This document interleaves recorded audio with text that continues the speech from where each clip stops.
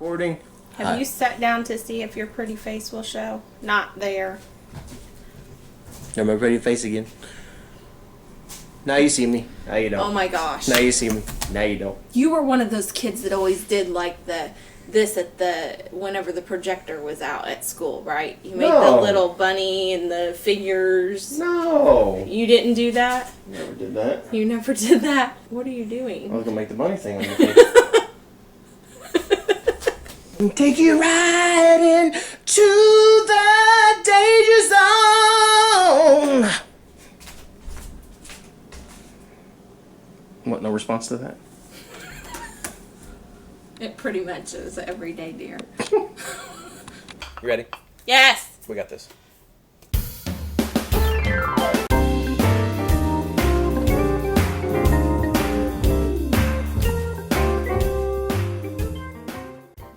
Because we got lots to talk about today.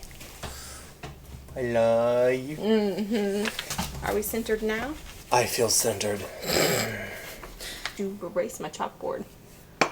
Ow!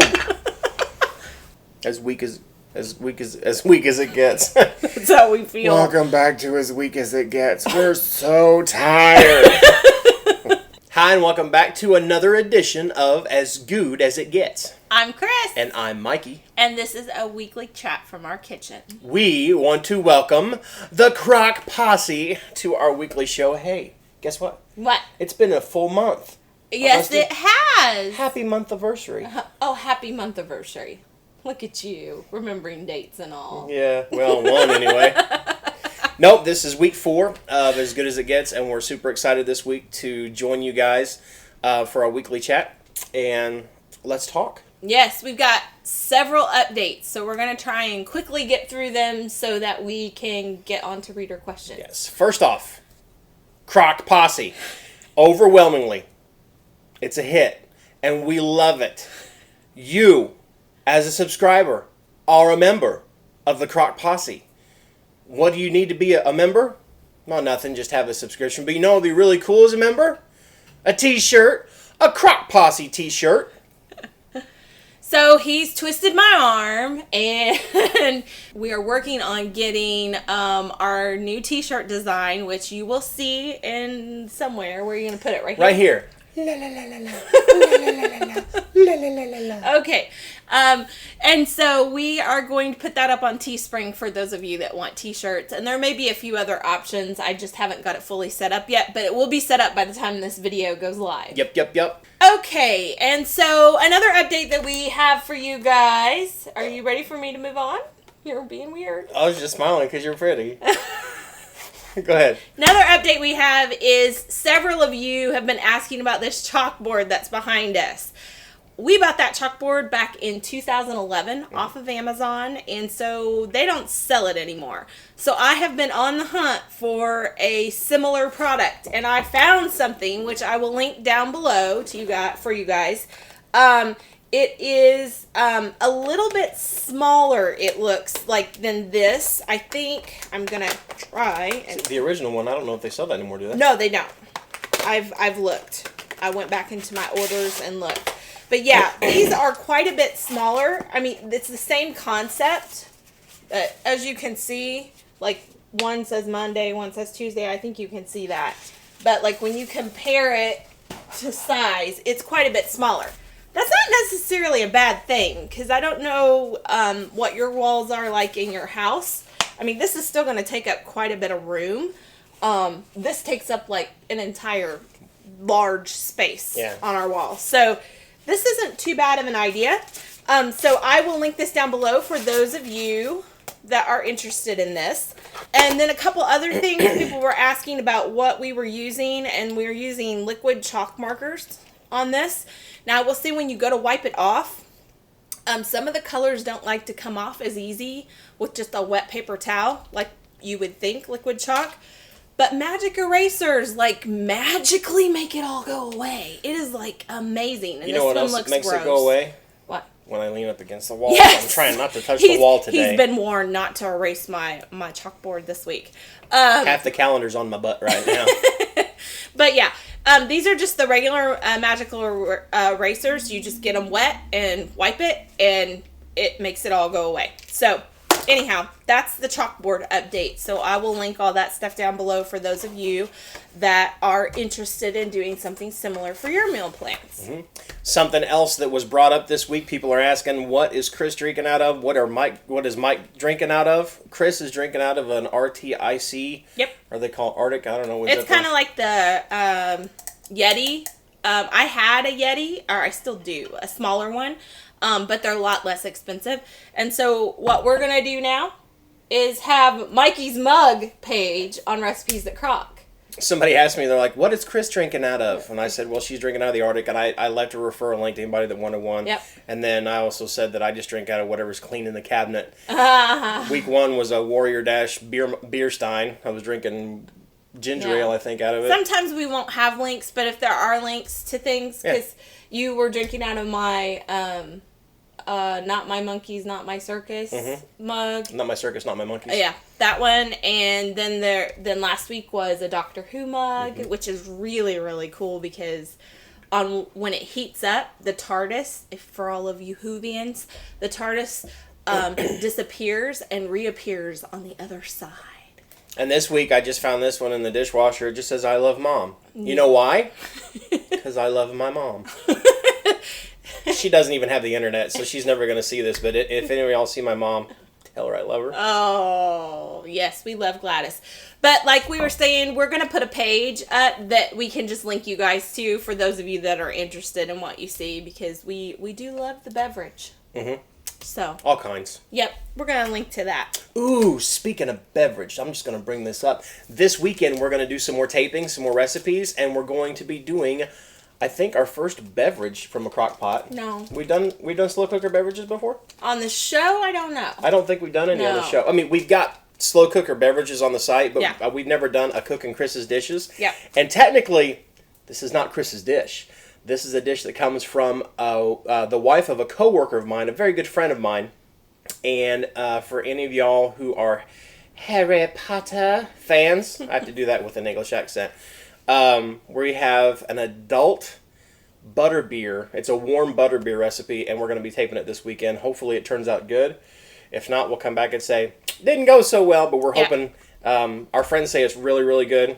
So we'll hopefully have that done and up for you here in the next couple weeks. And we'll share a little bit about our recent trip to Universal when we got to kind of visit all the Harry Potter world stuff there. Even if you're not a Harry Potter fan, this will make you one real quick. Yeah. You gotta go. It is so awesome. They did a good job. So cool. So cool.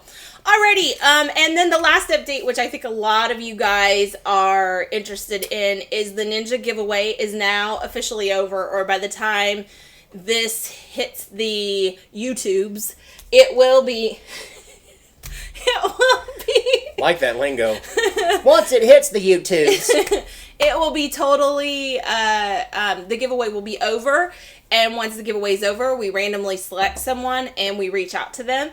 And so we don't have that person yet to announce and say, hey, Bob or Sally. Bob, Sally, you haven't won. There's a Bob and a Sally going,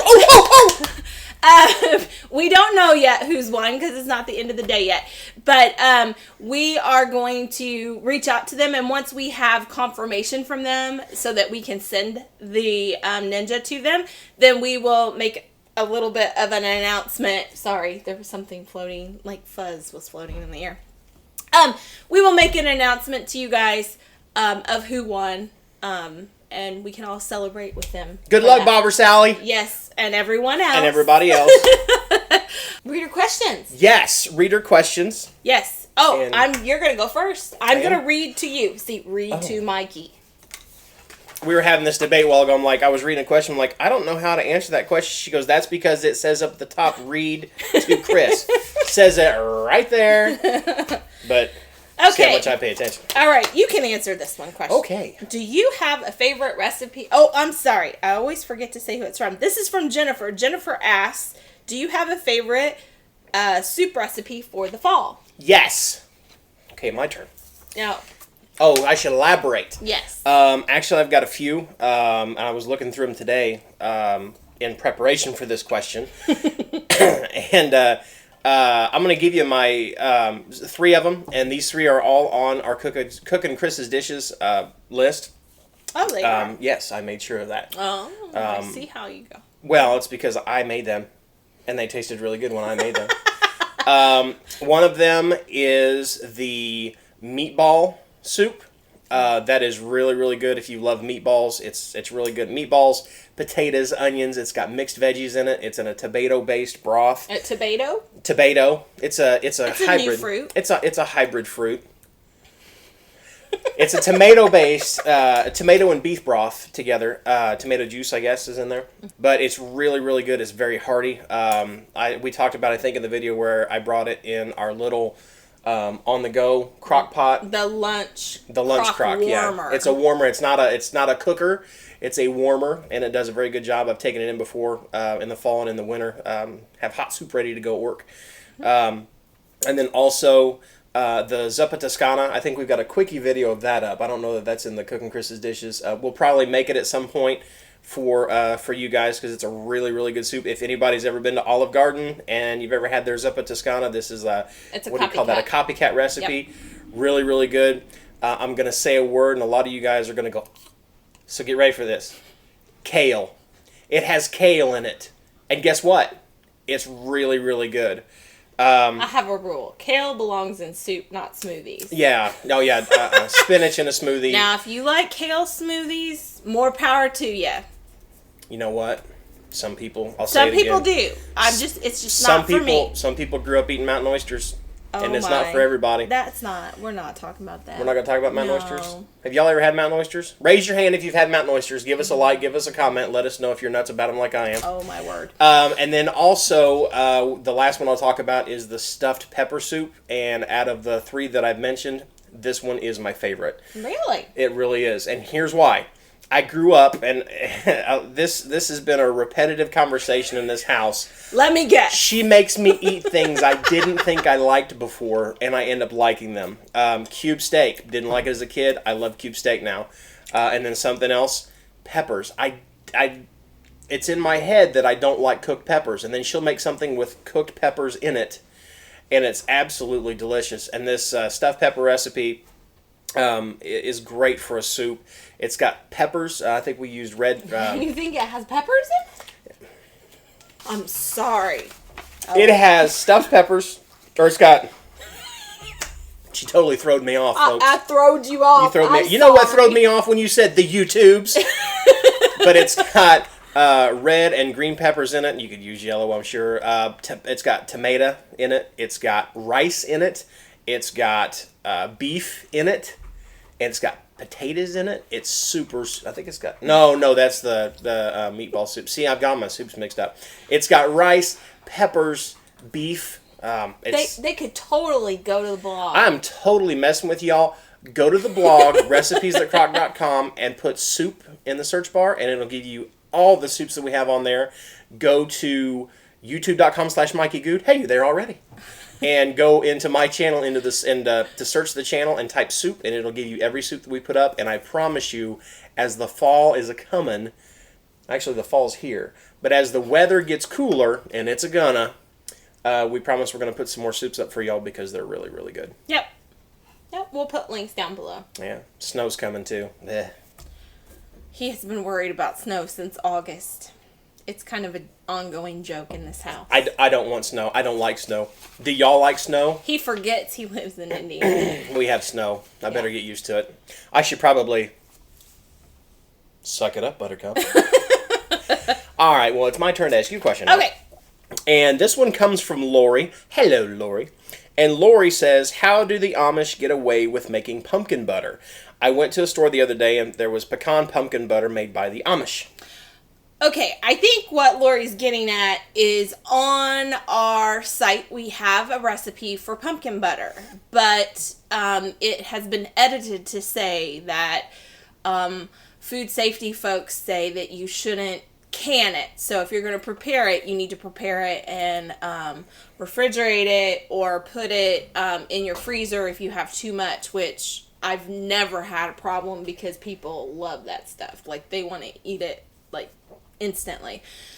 So, I think originally when we posted that post, we gave the canning instructions that came in the cookbook that we got it out of.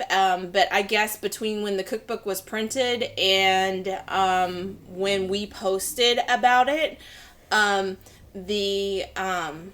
like I said, food safety folks came back and said that they're no longer recommending canning for people to can their own pumpkin butter because of something like it can't get to the correct heat or something.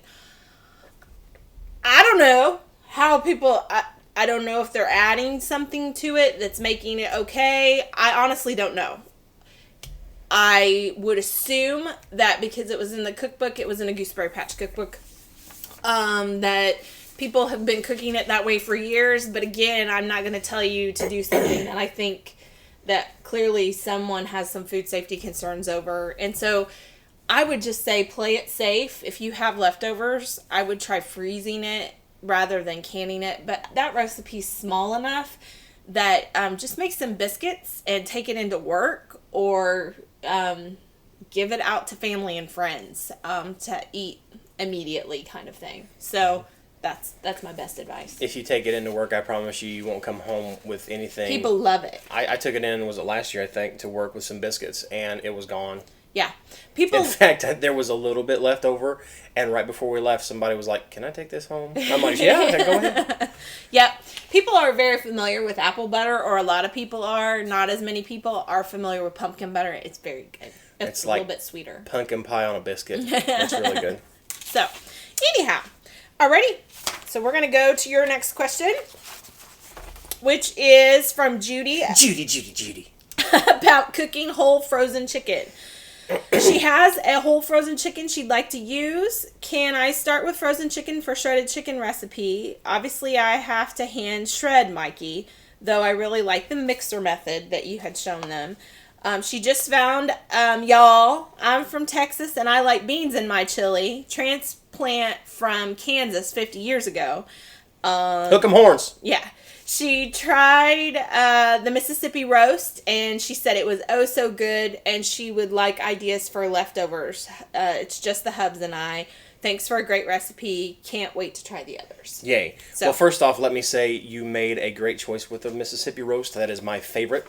Now let's go to your original question about the chicken. Yes, you can use a frozen chicken after you thawed it out.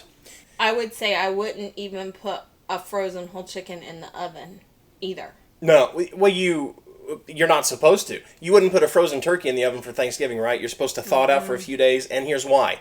The outside might get cooked. It might get to a golden brown in your oven. It's going to get cooked very well on the outside, maybe crisp up the skin a little bit if you took the lid off. The problem is the internal temperature will not get as warm as the external temperature. Fast and enough. Chicken is supposed to be cooked to 165 degrees in the center. The very, very, very, very center of that chicken has to be 165 degrees in order for it to be deemed safe by the Food and Drug Administration. Now, is it possible to cook a frozen chicken in there and get the internal temperature to 165 degrees? Yeah, I mean, that's just simple physics. I think their main concern, though, is that it will spend too much time in the dangerous range. Yes. Because your slow cooker's not cooking fast enough right. to do that. So I think the bottom line is that it's just safer to thaw it. I think the bottom line is, for me, my rule of thumb is if it has a bone in it still, like chicken legs or whole chickens, I only cook that thawed. Mm-hmm. If it's boneless, I feel like it can get up to the temperature most of the time. And so if it's boneless, I personally, not recommending, but I'm telling you, I personally feel like it can get there for me, myself, and I. But for you guys, you know, if you want to be the safest way possible. Short answer is no. Thaw that chicken Always out. thaw it. Mm-hmm. Always thaw it. And then to go along with something else, if you don't have a mixer there, Judy, that's cool. Hand shredding, you can do it with a couple forks. Or if you got some kitchen safe, like rubber gloves, let it cool down a little bit, and then just go after that sucker. And you can shred it up all the same way. Make sure it's a little warm, but... I think maybe she's saying that she can't throw it in the mixer because it's a whole chicken. Because it has all the bones and well, no, yeah, you don't want to do that. No. So, yep. Cool. we're going to hold off on my last question until the end because we're going to make that our feature this week. Cool. So now we need to kind of shift the set to talk about our menu this week. Here we go. All right. Okay, good looking. What you got cooking? All right, so this week we have got a whole new menu for you. For breakfast, our breakfast dish this week, we're going to try out the Crock-Pot sausage egg casserole. This is one of Aunt Lou's dishes. She did all right by us last week, so we're going to give it another try. For dessert, we are going to make up slow cooker apple butter because we went to the apple orchard last weekend, and I have all these apples, and I need to do something with them. So we're going to make apple butter and pumpkin butter. And I'm okay with that. So, Sunday, I'm just going to be really honest. We don't know. We haven't been really going and doing our sushi Sunday every Sunday because it's just not always been what we wanted to do. Yeah. So we love it. We still love our local sushi place. We totally love our sushi place. But it's like, it's just every once in a while, it's getting into the fall, and so we're kind of not in a sushi mood. Yeah, so we decided last Sunday we went to Cheesecake Factory instead. So that's what we ended up doing. On Monday, we're going to do one of our favorites and one of our reader favorites, which is our Crock-Pot chicken drumsticks. We actually have a Cook and Chris's dishes on this one, I think. It's a really good one, especially going fall into the winter if you still want some grilled flavor, but it's a little chilly to go out to the grill. Yep. I know y'all in Texas don't have that problem right now, but... But what we do is we cook it in a slow cooker till it's like fall off the bone, and then we carefully put it onto a cookie sheet and give it an extra dose of barbecue sauce, and then pop it in the broiler, and it gives it that char grilled flavor, but it's like super duper tender. So we love that. We're gonna serve that up with our slow cooker sweet and tangy baked beans, which has got a nice little surprise to it. Those are the ones with the pineapple in it. Yeah, we like that. We like that a lot. On Tuesday, we're going to do another reader favorite, which is our Crock-Pot Mexican lasagna. Ole! We have a really yummy version that incorporates some of our favorite dishes, and we just turned it into a lasagna, and lots of people seem to enjoy that. Wednesday is still leftover day, but those of you that have been following our weekly menu, I've still been sneaking in a recipe for those of you who don't want to have a leftover day. We won't be having it, but if you do, I highly recommend Aunt Lou's Crock-Pot chicken pot pie soup. So, oh, look at him. He's sad that he's not going to get it. I love a chicken pot pie. They make a soup out of it? Yes, she makes a soup with pie crust cookies to serve with it. Yummy. Yummy. Okay, so we're going to have leftovers at our house, but if you're going to make that, could you give me a buzz? Because I will come over and eat it.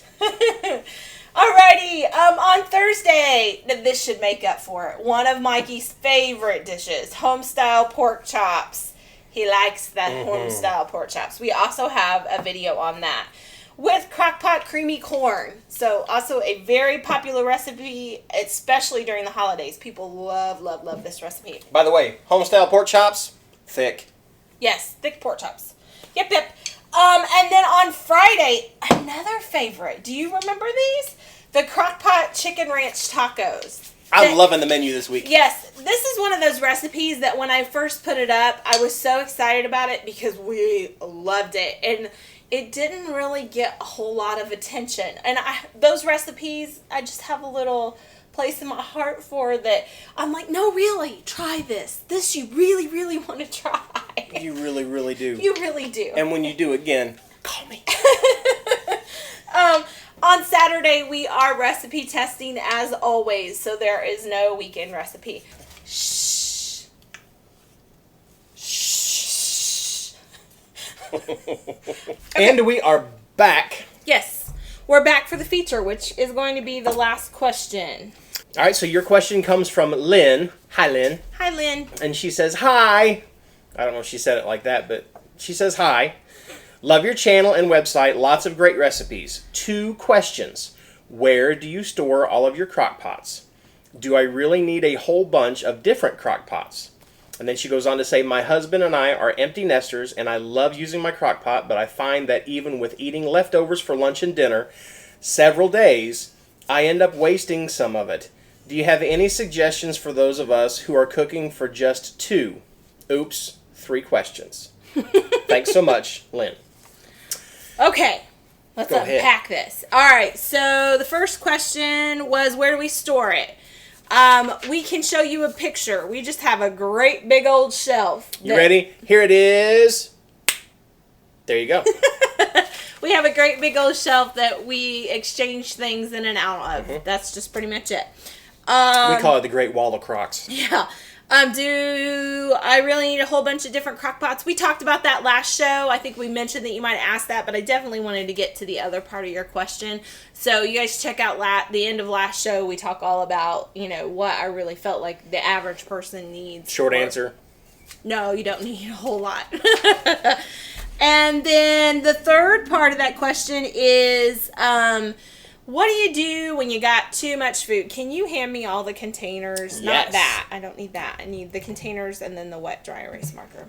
There we go. And then those. Okay. So one thing would be the tip that we showed you last week, which would be putting the bowl inside your slow cooker and even just cooking half of a recipe. Most recipes you can reduce down to half, and that would be completely fine. You just need to watch your cooking time and make sure you have a smaller cooking vessel. Mm-hmm. So that's tip number 1. Tip number 2, particularly for soups, would be to get you some of these guys.